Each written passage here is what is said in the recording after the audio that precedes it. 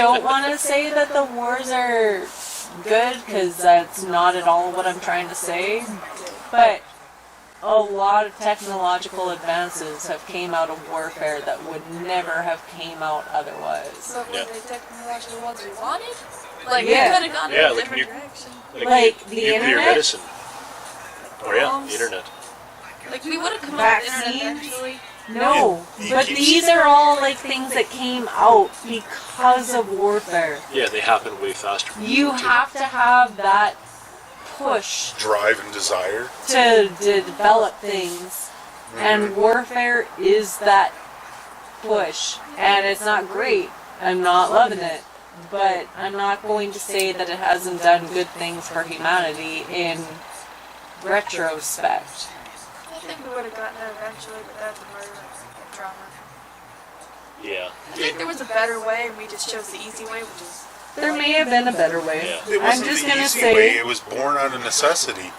Like Mom brought up the internet. The internet was brought up, and its design, in that it's a star configuration with multiple paths between the computers, came about because they were concerned that certain areas would be attacked, and they wanted to maintain that communication network without having a single point of failure.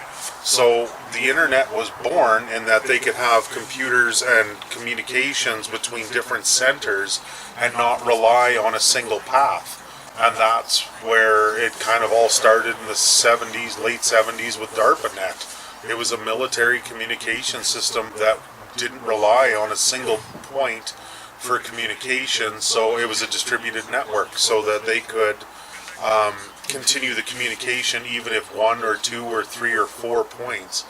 But I mean, when you reach out to the internet, your phone can take a path that it goes to a Chinese server via Newfoundland or Vancouver. It all depends. And even if it doesn't, it can go through New York City or California. There's multiple paths, and that was born out of the wartime efforts to secure those communications.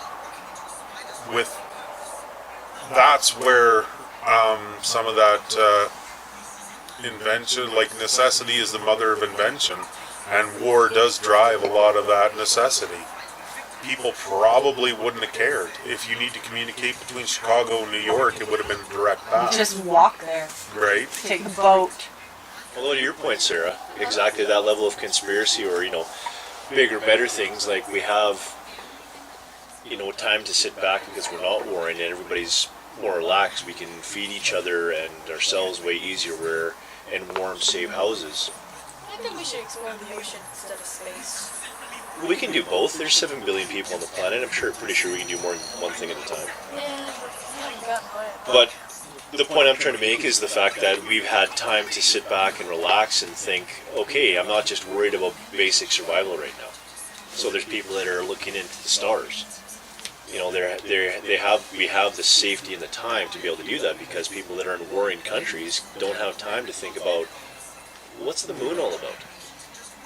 Why, how far is the sun actually away from us? Could we actually live on other planets? Can we shoot our garbage into the sun to deal with this problem? Is that a bad idea? Yeah. So there's the other part of it too where, yes, both of them are functional. We do need competition. Sometimes we need war. Sometimes it's a necessity. Sometimes there's times where we can just, have a somewhat of a renaissance. And it's kind of, I always try to be the positive look on, the terrible things in life, like maybe the internet and the whole interconnectivity of everything is, we have an information renaissance now where sometimes it's a bad thing because there's too much information, but borders don't really matter anymore. I mean, the Super Collider in Switzerland is a great example of that. Like 16 countries got together, but it's like it wasn't the countries necessarily, it was a group of like-minded scientists that wanted to spend billions of dollars to figure out something. Do you know what they came up with? It wasn't